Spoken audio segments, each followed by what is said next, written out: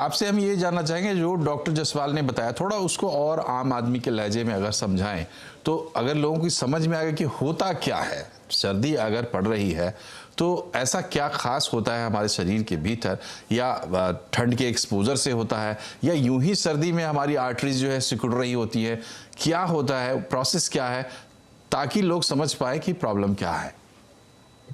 नहीं, बिल्कुल ये डिस्कशन बहुत मायने रखता है जब भी विंटर सीजन सेट इन करता है, बिकॉज हमारे प्रैक्टिस में इमरजेंसीज के अंदर हॉस्पिटल्स में एक्यूट हार्ट अटैक के केसेस और इवन ब्रेन स्ट्रोक के केसेस बहुत तेज गति से बढ़ते हैं। तो उसका रीजन ऑब्वियसली ये सालों साल प्रक्रिया चल रही है, तो there are scientific reasons behind it. तो एक तो जैसे Aparna was just mentioning that you know धमनियां सिकुड़ जाती हैं।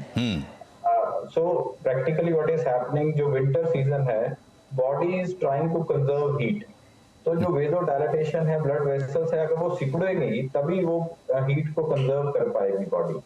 तो धमनियां का सिकुड़ना एक ब्लड प्रेशर बढ़ाता है। तो हमारी प्रैक्टिस में ये बहुत फ्रीक्वेंटली देखा गया है। सर्दियां आते ही जो हाइपरटेंसिव पेशेंट्स हैं उनका बीपी कंट्रोल से बाहर हो जाता है, उनको ज्यादा एंटी हाइपरटेंसिव्स की जरूरत पड़ती है। अगर वो ब्लड प्रेशर 2 दवाओं से कंट्रोल में रहा था, तो now they require another additional medication to control the BP.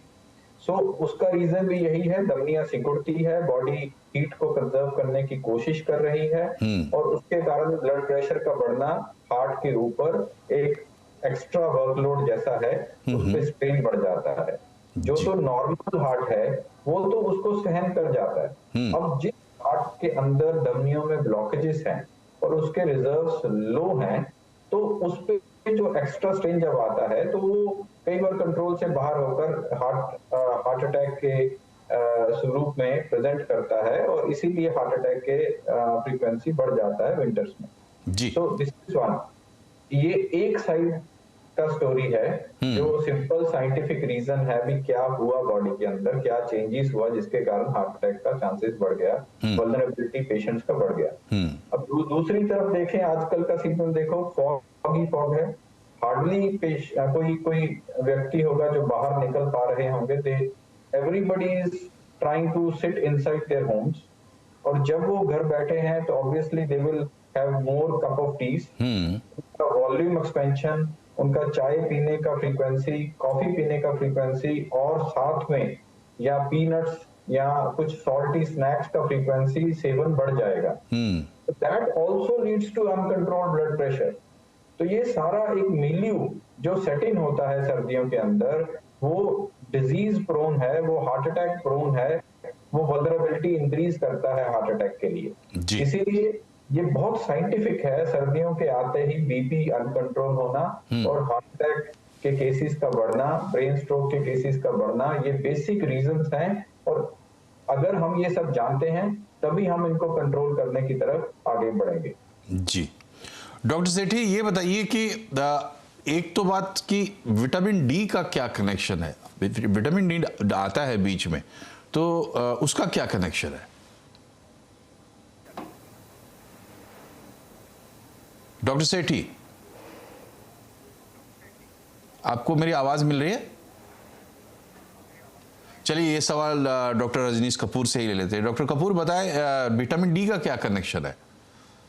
आजकल विटामिन डी एक बहुत इंपॉर्टेंट बॉडी का ऐसा कंपोनेंट माना जाता है, जिस डेफिशिएंसी से बहुत सारी डिजीजेस एसोसिएटेड हैं। और उसमें कार्डियोवास्कुलर हेल्थ को देखें, अगर वेस्कुलर डिजीज माने तो वो भी विटामिन डी की डेफिशिएंसी से एसोसिएटेड है। हाँ, एसोसिएटेड जब हम बोलते हैं तो वो सीधा सीधा कारण नहीं है। Vitamin D deficiency is not a reason of development of blockages in the vascular tree, but association बढ़ जाता है, और उसका रीजंस हैं बहुत सारे हॉर्मोनली। विटामिन डी का डेफिशिएंसी क्यों ज्यादा हुआ सर्दियों में और बढ़ जाता है? The reason is same which I was talking, that everybody tends to sit inside their homes because of extra cold, because of fog, because of unfavourable weather. तो उसके कारण विटामिन डी का डेफिशिएंसी और बढ़ जाता है, और विटामिन डी के डेफिशिएंसी बड़े सारे मेटाबॉलिज्म के साथ रिलेटेड है बॉडी के अंदर, जिसमें बड़ी सारी अगर वो डेफिशिएंसी होता है तो बड़ी सारी फेवरेबल चीजें जो वैस्कुलर हेल्थ, जो ब्लड फ्लो, एक रक्त प्रवाह अच्छे के लिए चाहिए बॉडी के अंदर, वो पूरी नहीं हो पाती हैं, जिसमें वैसे एंडोथेलियम है हमारा, वो बड़े सारे हार्मोन रिलीज करता है, और विटामिन डी डेफिशिएंसी से उन पदार्थों में, उन हार्मोन्स में भी एब्नॉर्मेलिटी आता है और ब्लड वेसल्स का हेल्थ सारा खराब होने लगता है. So that is where vitamin D is definitely associated, and we have ample studies now.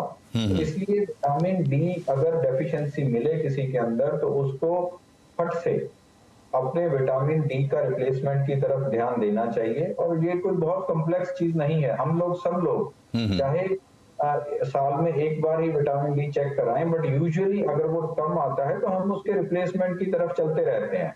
If you ask me, even I take simple vitamin D granules once in 3 weeks without fail. So I think that is one area which anybody should not miss out, और उसको एक normal मात्रा के अंदर रखना बहुत जरूरी है. जी, डॉक्टर ऋषि सेठी जुड़ गए हैं हमसे. डॉक्टर सेठी, आपसे हमारा सवाल ये है कि देखिए, हमने मान लीजिए हमें एक सेंस बन गया सर्दियों में शरीर के अंदर हमारी प्रोसेस कैसे चलती है, धमनियों की बात है या जो तमाम तरह के दबाव होते हैं, वल्नरेबल क्लास भी हमें पता है. अब ऐसे किसी व्यक्ति को कोल्ड स्ट्रोक हो जाए, क्या उसको अलग तरीके से हमें लेना चाहिए सामान्य जो हम लोग लेते हैं ठंडे से एक्सपोजर होने के बाद? तो क्या वल्नरेबल लोगों को अलग तरीके से ट्रीट करना चाहिए, कैसे करना चाहिए? जहाँ तक एक एस्पेक्ट जो कि दो एक्सपर्ट्स जो पहले हम लोग के डिस्कस कर चुके हैं कि हमें अपने जो रिस्क फैक्टर्स हैं, डायबिटीज़, ब्लड प्रेशर, कोलेस्ट्रॉल, इन सबको कंट्रोल में रखना चाहिए और अपना नॉर्मल तरीके से ख्याल रखना चाहिए. एक और चीज़ सर्दियों में जो इम्पॉर्टेंट होती है कि इस पर्टिकुलर ड्यूरेशन में फेस्टिव सीज़न होता है, तो लोग इंडोर्स ज़्यादा रहते हैं और एक्सरसाइज कम करते हैं, और खाने पीने की आमतौर पे मात्रा, अल्कोहल कंजम्पशन, टोबैको कंजम्पशन और coffee consumption, as doctor Kapoor कह रहे थे, वो बढ़ जाता है. तो इन सब के चलते भी हमारा ओवरऑल दवाइयों का हमारा ब्लड प्रेशर बढ़ जाता है और ये होता है.